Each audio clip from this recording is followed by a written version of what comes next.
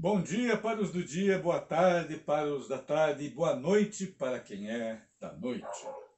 Sejam todos vocês muito bem-vindos e bem-vindas ao seu canal Ponderando com Caju para nós tratarmos de economia, gestão e finanças pessoais.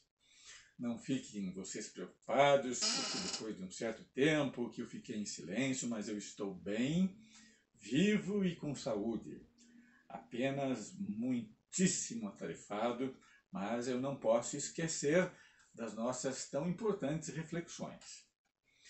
E é por causa delas que nós voltamos, para nós conversarmos a respeito do nosso país, da nossa gestão e dos nossos recursos pessoais que é tão difícil para nós conseguirmos, não é mesmo? Então, meus queridos, hoje nós vamos dar continuidade ao vídeo anterior, pois no vídeo anterior eu falei para vocês a respeito do surgimento da indústria brasileira. A indústria deu uma importância extraordinária em nossas vidas, porque em praticamente tudo a vida moderna depende delas. Até mesmo esse serviço que eu estou prestando para vocês, que é um serviço cultural, que é a transmissão de conhecimento e de saber dentro da área de economia, sem um produto da indústria chamado celular, sem um produto da indústria chamado computador, e sem cabos telefônicos e sem torres de operação, tudo isso é produto da indústria. Não seria possível eu fazer isto. Impossível, impossível. Então, o significado e o papel da indústria transcende ao que nós percebemos no dia a dia. É muito maior. E quando nós estávamos tratando a respeito do surgimento dessa indústria, eu vou rapidissimamente resumir o que foi isso. Nesse cantinho aqui, porque hoje, vamos sublinhar, tratamos do apogeu da indústria. O anterior, que foi o surgimento dela, eu dividi em dois períodos. 40 anos antes e 40 anos depois. E a data que serve como marco é quando houve a abolição e início da República. Mais ou menos, porque foi mais ou menos um ano para o fim da abolição e início da República. Então isso é um marco. E por que eu coloco isto como marco de referência? Porque é o ano em que todo trabalho tem que ser remunerado. E assalariamento é essencial na sobrevivência da indústria. Quanto maior o pagamento de salários, maior esse total, mais o país consegue crescer. E isso foi algo que eu constatei não apenas por ler nos livros, mas também por toda essa minha pesquisa, esse gosto que eu tenho por ir na história econômica, nas transformações econômicas brasileiras, e cheguei a essa conclusão, que eu tenho muita convicção nela. Então, nós temos 40 anos antes, nós temos 636 fábricas no Brasil catalogadas e detectadas por meio de censos estatísticos. Já naquela época se fazia, porém muito espaçadamente. E depois da abolição, início da República, nós temos 13.336 fábricas nos próximos 40 anos. Então vocês vejam que é um pulo, um salto extraordinário. E tudo isso é fruto realmente do assalariamento, tanto do que se pagava aqui, quanto dos imigrantes que vieram de fora. Ótimo. Então nisso aqui eu resumi muito brevemente o conteúdo anterior. E agora vamos ressaltar determinadas características que eu não havia falado. Porque essa indústria que surgiu, o que ela é? Ela é espontânea, não tem planejamento nenhum no seu todo. Ela é ocasional, muito dependendo das circunstâncias, podendo ora acelerar, ora não. Por exemplo, uma coisa que fez acelerar a indústria no Brasil, no século XIX, foi até a Guerra do Paraguai. vocês terem uma ideia. Acelerou. A Primeira Guerra Mundial e a Segunda Guerra Mundial muito mais ainda. Ela é uma indústria muito simples, porque ela é feita de coisas mais urgentes e mais simples para o uso dos trabalhadores assalariados. E é uma indústria rústica, quase que sem refinamentos tecnológicos, salvo exceções. Vou dar um exemplo,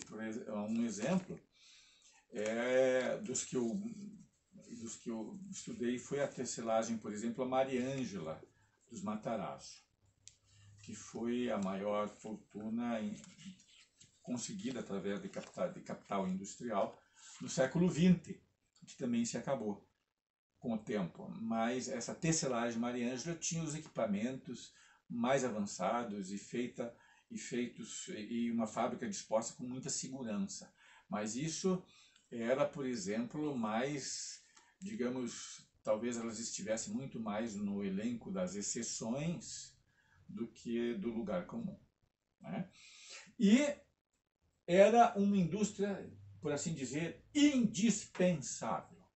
Ela teve que existir por força da necessidade e ligado aos salários. Então isso aqui é sucintamente o que nós vimos. Agora, essa indústria precisa continuar. E esse apogeu da indústria, ou melhor dizendo, esse surgimento da indústria, ele vai até quando? Vamos colocar aqui. Esse surgimento até 1930. Né? Agora, o apogeu dessa indústria ele vai ocorrer de 1930 até 1990. Então eu vou sintetizar esse período de 60 anos. Porque parece ser até uma temeridade, né? Porque imaginem vocês um período tão longo, com tantos detalhes, com tantas obras escritas, com tantos artigos, que são milhares, chega na casa do milhar, e de livros feitos por tanta gente competente. Eu vou tentar sintetizar para vocês esse apogeu da indústria de uma maneira muito objetiva e indo ao ponto. Muito bem. Essa indústria aqui que se formou, ela tinha uma grande dependência das importações. Por quê? Por exemplo, para você, uma coisa que era muito urgente para produzir para os trabalhadores era sabão. Mas para você ter sabão, você precisava do quê? De soda cáustica. Se era sabonete, que é alguma coisa mais sofisticada, mas você também precisava dessa matéria-prima que é essencial para a fabricação dos saponáceos. Tem um exemplo aqui, que eu sempre deixo. Olha aqui. Estão vendo isso aqui? É o sabonete Francis. Uma das poucas coisas que sobrou do Império Matarazzo. É esse aqui. Não sei se dá para vocês verem. Eu vou aproximar um pouquinho do celular. É esse aqui. Sabonete Francis. Isso aqui já é mérito dessa indústria que era para produzir bens de consumo para trabalhadores. Mas ela, para funcionar, ia precisar do quê? De importar a soda cáustica. Por exemplo, para produzir papel, mas não o papel de... Esse aqui é um papel gráfico, não o papel gráfico, mas o papel, por exemplo, mais rústico, que era o papel de embalagem. Esse papel, para se produzir, já existiam as fábricas de papel pequenas, já existiam, mas você precisava de um produto químico chamado carbonato de cálcio. Carbonato de cálcio não. Carbonato é isso aqui, de sódio, Na2CO3. Esse carbonato de sódio era que você pegava essa substância química, misturava com a madeira picada, cozinhava, porque o que é a pasta de papel? É um cozido de madeira com carbonato de sódio. Esse cozido de madeira que tem um cheiro fortíssimo é a pasta de papel, que vai dar a origem daí ao papelão. porque a cor original do papel é a cor do papelão. Esse papel branco aqui, ele é tingido, ele vai também soda cáustica para ele ficar branquinho. Mas a cor original dele é aquela cor do papelão. Então, para você produzir essa pasta de papel, você precisava de importar esse produto químico chamado carbonato de sódio, em grandes quantidades. Para os sabões, o hidróxido de sódio, que é incorretamente chamado de soda cáustica, né? Na soda do comércio, mas é isso aqui, é esse produto. Para fazer os tecidos, as roupas de algodão, que já se fazia, você precisava de tinturas. Tinturas muitas vezes também eram importadas. E se você quisesse produzir, por exemplo, porque antigamente os assoalhos das casas eles eram em madeira. Na minha casa dos meus pais era assoalho de madeira. E você tinha que, para conservar esse assoalho, porque a maioria das casas era de madeira, você precisava comprar cera. E uma das ceras mais famosas foi a cera canário. E essa cera canário, ela era feita com querosene. Tinha um forte cheiro de querosene. E mais misturado, acho que com a carnaúba, se fazia aquela cera para você passar no assoalho. Mas o querosene vinha da onde? 100% importado. Se produzir o querosene. Quer dizer, para se produzir a cera que ocupava o querosene. Então vejam só. Então, essa pauta de importações ia crescendo, crescendo cada vez mais, à medida que essa indústria progredia para atender às necessidades dos trabalhadores. Então chega um ponto que essa pauta de importações vai ficando cara, porque você vai vender produtos primários para importar matérias-primas caras, e isso vai criando dificuldades na balança de comércio do país, na balança de pagamentos. Como é que você vai pagar isso se você só exporta feijão, se você só exporta café, açúcar, algodão, cacau, erva mate, couros e peles? Imagine. Cacau, são 8 produtos. O próprio café, que eu já citei, erva mate, a borracha, que era um dos mais importantes, e a cana-de-açúcar. Então essa era a pauta de exportação. Mas a nossa pauta de importação estava ficando cada vez mais pesada.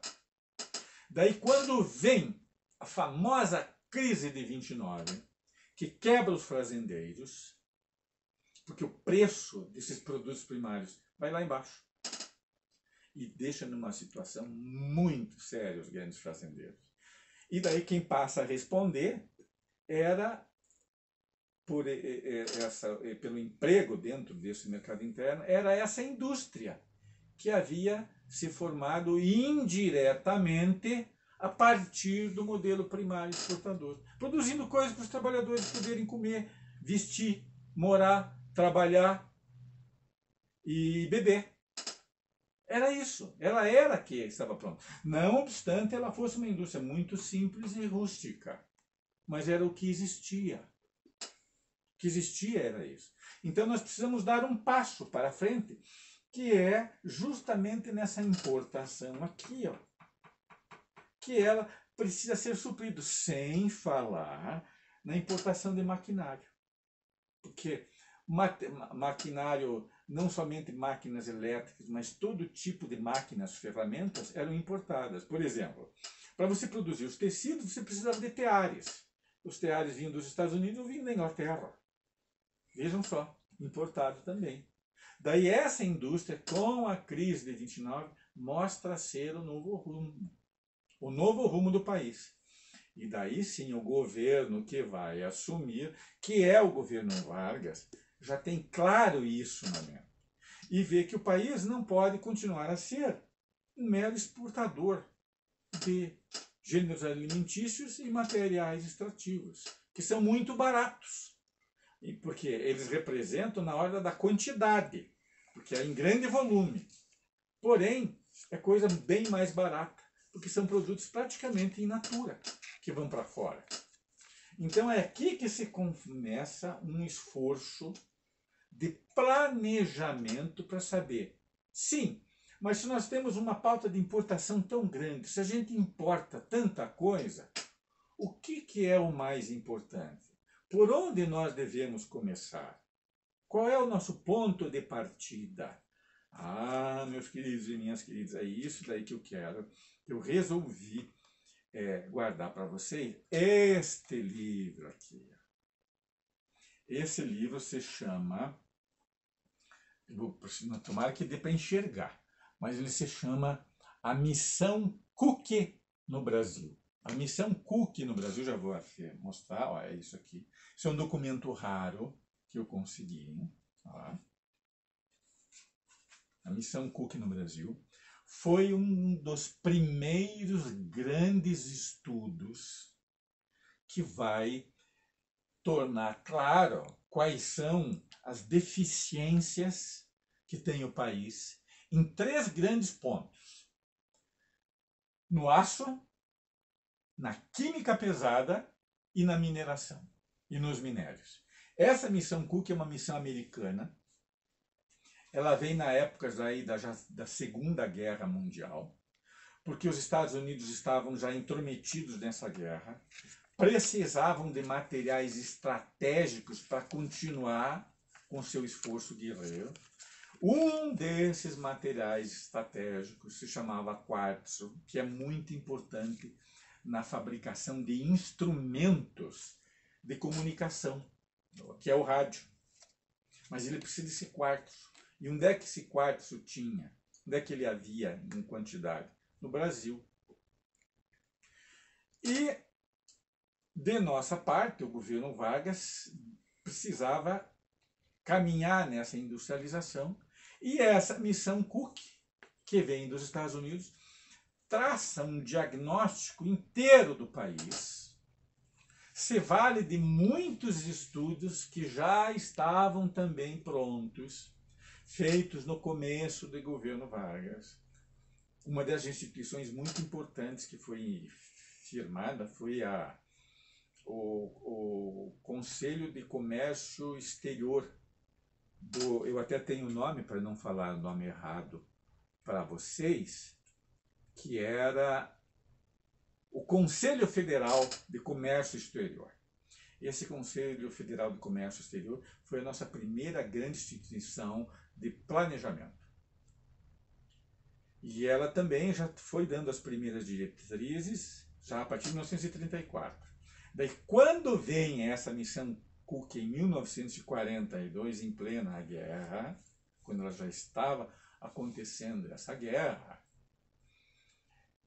ela confirma esses diagnósticos anteriores, amplia esses estudos e dá um diagnóstico geral para o país. E sublinha, olha, uma das coisas mais importantes que realmente tem que ser construído se chama Companhia Siderúrgica Nacional. Então, essa Companhia Siderúrgica Nacional, ela surge de um planejamento industrial, surge de estudos. Porque no meio de tanta coisa que se importava, qual era o começo do começo? O que era mais importante fazer? Era naquela época que se considerava a mãe de todas as indústrias, que era a siderurgia. Então é essa missão Cook aqui, que eu tenho o livro, depois, claro, eu não vou detalhar, porque senão a gente vai demorar muito, que sublinha todas essas deficiências e dá o traçado geral, dando confirmação para os estudos anteriores e projetando um quadro para o futuro, do que deve ser feito. E qual é o ponto de partida, que é a CSN, ou seja, Companhia Siderúrgica Nacional. Está aí o ponto de partida. Esse é o começo do começo. Esse é o mais importante. E foi realmente uma luta para se conseguir isso, porque não obstante essa missão Cook ter sido em 1942, a Companhia Siderúrgica Nacional só vai ficar pronta em 1946. E com grande habilidade e talento do presidente Getúlio Vargas, que foi muito perspicaz, porque ele era muito culto, e também tinha uma habilidade política, talvez inata, para lidar com essas situações e saber tirar proveito. E desses jogos diplomáticos e desses jogos de pressão, de vai, não vai, consegue, não consegue, surge a Companhia Siderúrgica Nacional, porém, como uma obra agora de planejamento, para a gente começar a substituir essas importações. Como é que a gente vai, por exemplo, produzir máquinas se a gente não tem aço laminado, que é um aço especial para a produção? Nós poderíamos ter, por exemplo, no Brasil, o ferro comum, que é o chamado ferro gusa, que vai produzir coisas mais grosseiras. Por exemplo, uma panela de ferro, que tem até hoje, né? Uma chapa de fogão a lenha, aqueles ferros antigos de passar, que era feito, colocado brasa dentro, e isso dá para fazer. Mas agora, para se produzir chapas de aço, para se produzir aço para motores, era um outro tipo de aço, é uma sofisticação muito maior. E essa Companhia Siderúrgica Nacional, ela é uma companhia siderúrgica de grande porte. Tanto é que quando ela surge, ela é inaugurada, ela é a maior da América Latina. E foi graças, tirando proveito dessa guerra. Tirando proveito, Vargas consegue essa companhia siderúrgica. E daí, o esforço de planejamento industrial no Brasil vai seguindo etapas diferentes e vai até 1990, seguindo vários planos. E esse primeiro plano, mas não era um plano de governo ainda, eram estudos que orientavam o que deveria ser feito, das primeiras coisas. Então, esse primeiro governo Vargas, que foi uma ditadura, dura 15 anos, mas ele vai colocar as coisas mais importantes e fundamentais a serem construídas e levadas a cabo pelo Estado. E os próprios industriais concordam com isso. Porque os industriais brasileiros, porque aquela usina era de um risco tão grande. Não somente o risco que implicava, mas os materiais, a tecnologia muito mais complexa, o valor da obra a ser feita, porque foi a maior obra da época, foi essa. Foi a mais cara. Então você corria um risco elevadíssimo para você empreender particularmente essa obra. Então foi muito melhor que o Estado tomasse peito nisso aí. Então funda-se um capitalismo de Estado. E daí as empresas nacionais vão atrás. Então veja, esse planejamento, mas ele vinha em complemento dele. Porque esse mercado deu origem ao quê? Esse tipo de indústria aqui.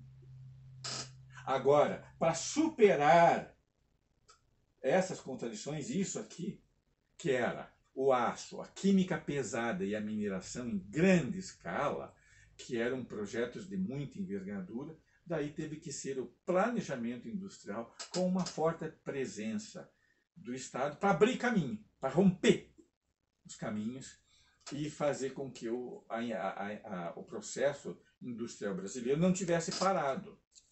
E daí sim nós podemos falar num processo de industrialização, chamado processo de industrialização por substituição de importações, que são essas, por exemplo, o petróleo, a química pesada que nós podemos colocar aqui, além desses produtos como o carbonato de sódio, como a soda cáustica, ou o hidróxido de sódio, que é isso aqui, a produção, havia necessidade do querosene, da gasolina, e tudo isso são derivados de petróleo que não se produzia uma gota no país até 1930.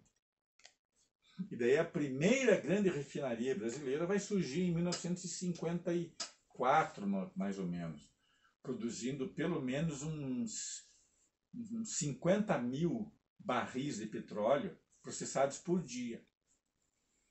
E rapidamente, de 50 mil, ela passa para 150 mil barris de petróleo.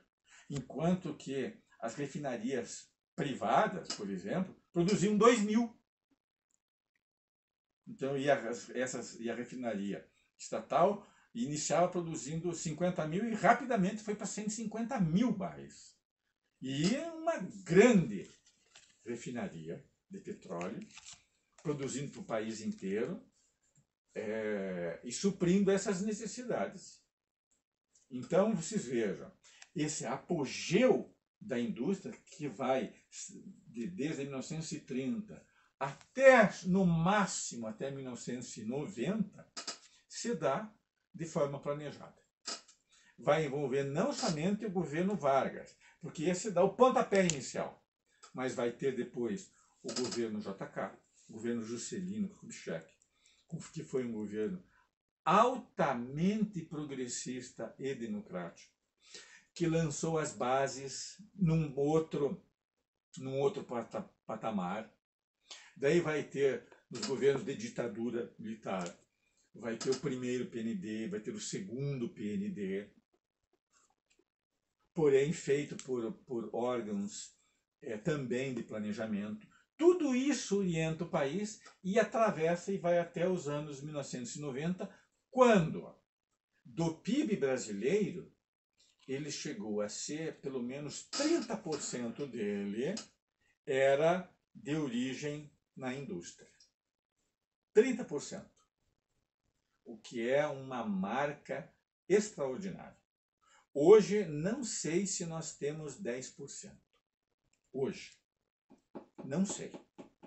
Se nós temos apenas 10% do PIB correspondendo à indústria. O que é uma lástima, porque a indústria ela gera empregos de mais alto valor, remunera melhor e dá sustentação e base para a expansão do setor de serviços. Além do que, com uma indústria desenvolvida, a produtividade do trabalho é maior e também exatamente isso vai se refletir no valor da moeda. Na troca de uma moeda, por exemplo, do nosso real pelo dólar, do nosso real pelo euro, ele passa a ter mais valor, porque nós temos maior capacidade de gerar valor agregado dentro do país. Então vejam, esse apogeu dessa indústria afeta a nossa vida. Afeta sim, porque nós vamos ter acesso e vamos poder produzir e ter à disposição coisas que vão ser não somente pela utilidade, mas também vão ser muito mais baratas. Volto a simplificar para vocês. Antigamente, por exemplo, o encanamento das casas era encanamento de tubo de ferro. E ele enferrujava. O encanador precisava ser uma pessoa especialíssima, tinha que lidar com solda. E era um trabalho muito difícil de ser feito. Depois, com o advento das refinarias de petróleo, vem os canos de PVC, que facilitou muito mais o trabalho e diminuiu o custo da construção civil. Olhem só, é assim que vem nos beneficiar. E a gente nem percebe, a gente nem nota, por causa do avanço da produtividade da indústria e do trabalho, né? Que ele se torna com um rendimento maior. Então, meus queridos e minhas queridas, é esse período que eu quero sintetizar para vocês do apogeu da indústria. Que esses setores, essas coisas que antes eram importadas, passam a ser produzidas aqui dentro. Mas tem por trás um plano que orienta. A gente não vai mais ao sabor das circunstâncias, do acaso, não. É uma coisa pensada, estudada e que serve de exemplo, inclusive para hoje. Que são outras circunstâncias, mas hoje nós temos outros tipos de indústria e outros caminhos a trilhar. E a sociedade humana, o Brasil, a gente caminha sempre por superação das novas dificuldades, dos novos problemas. É assim que a humanidade caminha, superando as suas dificuldades e indo para estágios mais avançados. Então, meus queridos e minhas queridas, o que eu queria lhes dizer era isto. Perdoem a demora de eu ter demorado tanto a produzir essa gravação ao vivo, né? Mas eu, como sempre, estou estudando bastante, lendo o máximo possível, para fazer uma coisa o mais fundamentada possível para vocês terem, como eu já falei tantas vezes, confiança no canal, né? Que aqui vocês vão ter algo muito bem feito. Não perfeito, né? Porque perfeição não existe, mas procurando fazer da melhor forma possível e ao meu alcance. Então, meus caros, a respeito do apogeu da indústria, era isso que eu tinha a dizer, sublinhando essa missão Cook, que eu tenho até o documento original de quando ela foi feita. Era uma comissão mista de Estados Unidos, de técnicos, de economistas americanos e com participação também de brasileiros. Por isso que ela foi importante. Porque essa tecnologia, onde é que ela estava disponível para se fazer aqui uma siderúrgica? Ou ela estava na Alemanha, mas daí era conversar com os nazistas. Ou ela estava nos Estados Unidos. Vargas soube jogar. E jogou muito bem com os americanos e soube trazer, junto com embaixadores, né, com gente muito tarimbada, essa indústria para cá. Vejam que isso é um sinal da mais plena inteligência, coisa que está faltando hoje. E como está faltando, meus queridos e minhas queridas. Então, meus caros, eu vou me despedindo de vocês. Espero que vocês tenham gostado dessa preleção e até o próximo Ponderando com Caju. Até!